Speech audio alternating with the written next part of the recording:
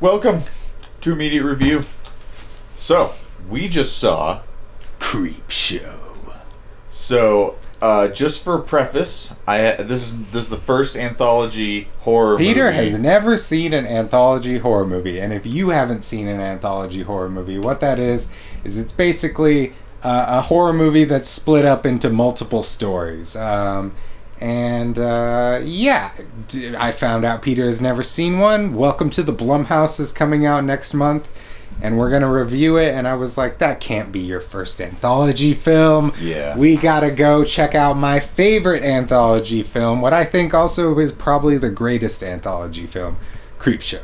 So, what'd you think? I mean, I really liked it. Dude, Every it's so single one good. of them was really compelling. Yeah, I figure, I don't know if we're going to do like a spoilers thing. Yeah, just quick general thoughts, and then we'll go over each one. Because, overall, I just, some of them had, I think, stronger, tones that made me more uncomfortable, but, than others, but yeah, overall I really enjoyed it. I like the use of they would bring in color and whatnot for jump scares and for they just take the lighting to the next level. Lots of pinks and reds and purples. Every and color and under the sun, man. Dude. They even do a weird teal green at one point, and it's so tasty. Yeah, super good. And it had a bunch of comedy in there too. Yep. Lots of laughs. Stephen King's role is hilarious. I didn't expect this the level of quality from an anthology, honestly. Yeah, that's why I've been the only other talking one. it up. The only other one that I've seen that I can note is movie 43. I mean, it is what it is. You know? It is what it is. I already said it's amazing. I fucking love it. Might be top 10 horror movie for me. Top 20 for sure. Favorite of all time. Okay, so the framing device of this movie is brilliant. A little boy played by Joe King, I believe his name is, Stephen King's son. I could be wrong, sorry. I don't know his name. I don't know, it's not here. But anyways, the framing device is a kid reading the comic book, and his dad these damn horror stories, get this out of my house, god damn it, and then he throws the book away, and then we get cut to the animated sequence, and I think it just, like you said, it sets the tone for the entire movie. What'd you think of it? I really liked it, yeah, and we aren't at the point yet, but it comes back around at the end, because it didn't have to. It could have just been boom, Creepshow's over. Some movies will cut back to it between each story. All right, so the first segment is "Where's my cake, Bedelia?" Father's Day is the first segment, and my God, I love this shit. What'd you think? This one was really good. I was a little confused at the beginning when it's kind of introducing all the characters, because it's and it gets right into heavy exposition that's just so deliciously over the top. Just here's the origin of this death, and it was just okay, so because I was she mentioned that he was dead, but then it was she's doing it, and then I was what's going on? And then I just didn't ask about it. I was just all right, I'll just let it happen. And it eventually was just she was explaining this ritual that Bedelia does, and this time for some reason he fucking jump scares us all. The only jump scare in the movie that actually made me jump was when the hand comes up out of the grave. It's a great one. Great. And I think the only negative on that one was there was when I think Ed Harris, is that his name? Yeah, I know what you mean. The scene's a little... he kind of is just looking, and it moves, and he's just looking, and he looks just doesn't move for a couple minutes. It's unclear. The body, of Bedelia kind of distracts him and whatnot, but like he definitely sits there for longer than I would have. Well, but. and it seems like because what's happening is he doesn't want to move because he thinks he's gonna cause it to fall. Right. But the way it's shot, it looks like somebody's pushing it. Yeah. And it kind of fakes you out like that, and so there totally is. I totally agree. Well, there's kind of the thing too where like the father is like, you know, kind of doing that at the end. He like makes a move like that and then it falls the rest of the way. Like he like I kind of felt there was some sort of like you know, kind of psychic control he had over it, or he was manipulating it. And it seems like that too. Yeah, it's very unclear, but you know, it's like fuck it. I mean, yeah, it's like and I love how it ends because he's just standing there. He's like, hey, "Where's my cake?" And then the final jump scare at the end where he's got her head on a platter. He's like, "I got my cake." No, yeah, and I love the old lady who's just like, oh yeah, like you know, you need to go find your boyfriend, and she's like, oh well, why don't you go do it? And she's like, oh fine, I will, and just like insinuates that her and Bedelia are gonna like fuck Ed Harris. It's just like damn, and then she gets killed, and her head gets turned into a cake. So good, and this is when we're this it really hammers it in. With the stylized comic book framing. Oh yeah. That's like the first sequence was like really good. All of them are just excellent. They're so well done. I love it so much, especially when we like see one angle of the car driving, and then the other panel's an empty road, and then it's just the car comes through that panel, and just the quick cutting is so effective, and the lighting's brilliant. It's fucking excellent. Yeah, they did some cool stuff with like blending out the background of characters and like putting the kind of comic book like animations behind their face reactions and stuff. The little like angled exactly. I love those. So good. The Lonesome Death of Jordy Verrill, starring Stephen King. Oh my god, I loved this song. It's so fucking funny. Why does Stephen King act like he does, dude? It's like he's just like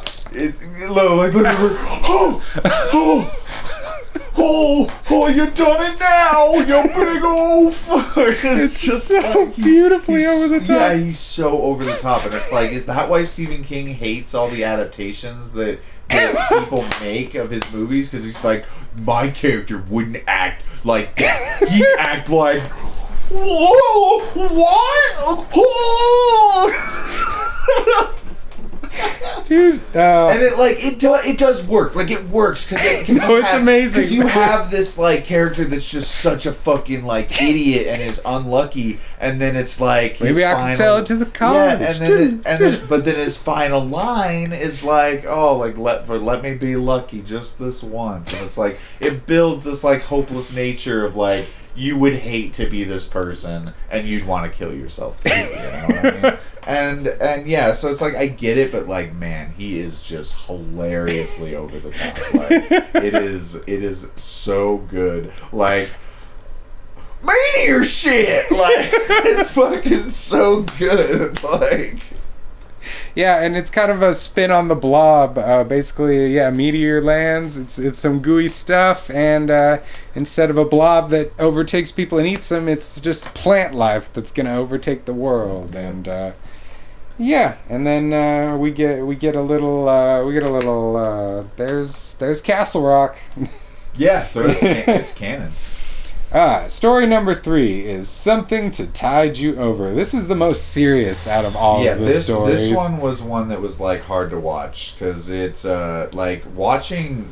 Hard to watch in what way? In the way that like when it, because it's kind of like building into, you know, you're like, okay, this guy's menacing, he's obviously going to be in control and whatnot, and it's building towards, you know, a revenge thing, but it's like you have to get to the part where those people want revenge, and that is very drawn out, and like, I don't know, just like drowning is like a huge like I would hate to die by drowning, you know what I mean? it's just one of those things that just like gets to me. And it shows a lot of it. It keeps cutting like, back to just yeah, and it's like watching like, you know, just like, oh yeah, I just so happened to put a live feed camera of your wife drowning, and I'm gonna let you watch it while you drown, and it's gonna be just, and you like just watch this chick fucking. This chick is legit buried in sand, and regardless, they probably put her in a box, but she's legit getting it's like they can't fake the water. It's like regardless of anything, there may not be an entire ocean coming at her, but it's like she's getting hit in the face with water. Like it sucks. And no, there's one where it's like, yeah, she's just like, no. And it's just like, it's hard to watch, dude. So yeah, and then it's like, okay, and they kind of do a thing where they stop showing the girl drowning and they show the guy and his face like gets all red, and then it's like, okay, now we can start the revenge part of this, which is arguably very good. And they come back from the grave as like water zombies. Yeah, and like you know, come back and they're kind of taunting him and stuff, and kind of drive him crazy before they do the same thing. And you know, because they're kind of like, you know, join us, like one of us type thing, and try to pull him into you know, to die in the same way that he killed them, so that they could like be together or something like that, or he could be cursed in the same way. One of the most unique in terms of just the whole realm of you know, lighting in general, but the color they use on that is so unique. It was oh god, it was yellow and green, I believe, and it's like it just it looked so good with the whole trying to convey that they're aquatic zombies. Yeah. And because you know, you see a lot of reds and blues and stuff like that, but that scene especially is just one that's just so wholly unique to Creepshow, and I've just like still really never seen anything like it. Yeah, super unique performance by Leslie Nielsen as well. Yep. He like you know, he was funny at the very end, but like for the most part, he's just kind of like super menacing, and just, you know, it's like I don't really know what his connection was to the both of them and why he wanted to do that in the first place. I think I missed it in the beginning, but yeah, it's just like it's you know, it's a fucking like a horror story. It does kind of just drop you into the situation and just like get straight to the nitty gritty and cuts all any and all build up, because that could almost be its own, like, out of all of them, that could be the feature length movie, like totally. Fleshing out the entire backstory. Yeah. Shit, I mean, it's ripe for maybe the Shudder show will do it, but it's you could for a remake you could enhance like the security features tenfold, because it is kind of funny just seeing him walk and be like, hey, and then it's just like a bunch of tiny little TVs and just like, god damn, look at the picture quality on this 1982 TV. Yeah, use the house that they shot Invisible Man at. Like fully updated. Like, yeah, dude, I'd be down. Alright, number 4 is The Crate. I loved this one. This one might be my favorite out of all of them. Like, I really liked it. So the beginning is like, it's kind of... I think you could relate probably. I totally do. Totally, man. I'm like, down with it, dude. Kill your crazy wife. No. I can't relate, but that doesn't mean I don't love it. Man, it was just like, it was funny. So, yeah, it kind of... It's the only one with converging storylines where it's like, where is this going? Yeah, because you meet the two characters at the wedding in the beginning, and you're like, okay, this is how they know each other, and then it just like cuts out of nowhere to something happened to this like crate. Well, the monsters first. It starts with the janitor looking around, and he finds the crate, and then it just cuts like, to random party. Like, okay, like what's it's like, and you get no context for that, and then they're slowly like opening it up. You're recognizing that person was at the party and whatnot, and then there's a fucking monkey in the crate or something. Alien Arctic monkey, and it fucking eats people. Alien Arctic monkey? That's what it is? It's from the Arctic. It's an ancient Arctic monkey. It is. And it can breathe underwater, apparently, too. And, it just fucking... It murders the poor janitor And yeah, it like. I think he like leaves the building, like tries to leave, and somebody else. Oh yeah, he runs into a guy, and they're just like, "Oh, we should just go check it out real quick." Yeah, that guy's fucking dumb. He's like, if I'm having a hard time believing it. One thing I really love about the creature is that it's like territorial with its box. Yeah, it loves like its box. Normally this type of story it'd be like, and then it goes out and attacks everyone it runs into. And this one's like, I like my box. I like my. I've been in this area. box for 100 years. I'm gonna hang out in here. You moved my box. I'm putting it back under the stairs after I've eaten, and it's like it's fucking funny, dude. And then it's just like he goes back to the friend who. At the party and through different scenes that we've seen him in, has been having these cut hallucinations of him just massacring his fucking wife. She's a bitch. She's just treats him like shit, and it'll just have him like, you know, like he shoots her at the wedding, and everybody just starts clapping, and it's like, oh yeah, that was really great funny. Shot, bullseye, and it's so good, dude. I love this. She's brilliantly played by Adrienne Barbeau, who's she's a pretty famous horror scream queen.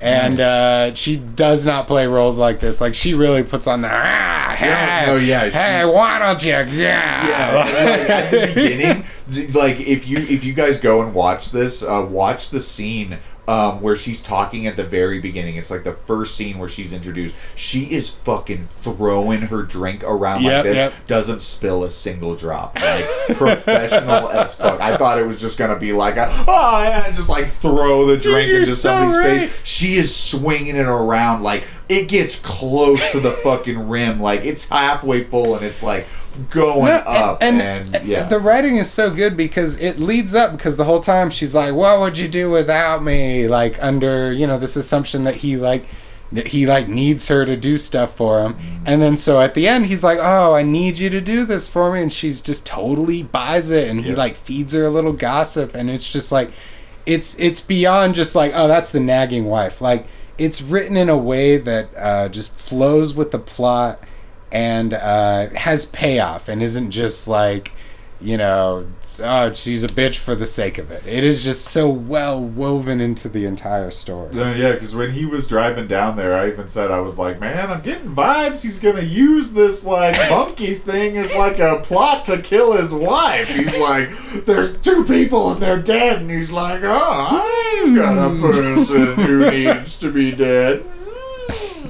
It's like fucking it's so funny. And then at the end he's like, you know, I expect to play chess with you the rest of my life. And this is what I like about this too, is it's not afraid to take a little bit of time after the big events to kind of ask some questions and whatnot. Like it has a thing of just like, oh yeah, and like, where did the bodies go? Like, you know, how much can this thing eat? And like, all, like, it's just, you know, and like, it just has this little bit of extra narration to just like ask questions that the audience would ask, and let you know that like they don't know, that the people that are in this situation are asking those same questions. And yeah, I like that. And then he sends that monkey for a fucking swim.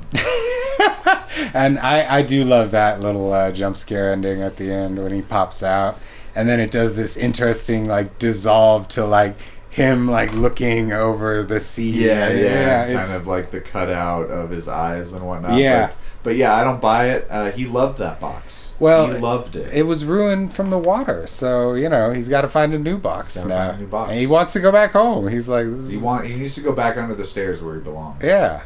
Go find another box down there. Alright, so the final story, they're creeping up on you. Yeah, so this one, I totally get why they kept it as the, like, climax, because it is definitely, like, I think budget-wise, probably the most intense thing that they had to do. Like, all of the fucking cockroaches and everything is, like, crazy intense. Like you said, worst fucking day shooting ever. Like, all of the clean, pristine things, you could just see all the cockroach shit just all over it, and like and they're fast too, and it shows they can climb over anything. Like, I don't know what they did to lock down that set and like prevent them from crawling all over the cameras and shit. Dude, seriously, like it was and I, like the story itself is it's kind of like a corporate. It CEO, has the most subtext and meaning behind it. It's it's kind of like a he's like devoured by his own greed. Yeah, he's like a stockbroker or something. It's like things are always printing out. He seems to be the owner of some corporation and has stocks and does all this thing. And there's a lot of him looking out on the city and just like disgusting bugs. Yeah. And the contrast of like, it's kind of like an eat the rich type thing, you know what I mean, where the cockroaches are like how he views the normal, like, people, and them rising up and eating him through the means of like him destroying another company who's obviously much smaller and weaker than he was, causing that person to kill themselves, and the wife essentially putting a curse on him, and curse. Curse. and so we see someone we don't see it, but we hear about it. Someone shoot themselves, and like him just show no remorse for people dying.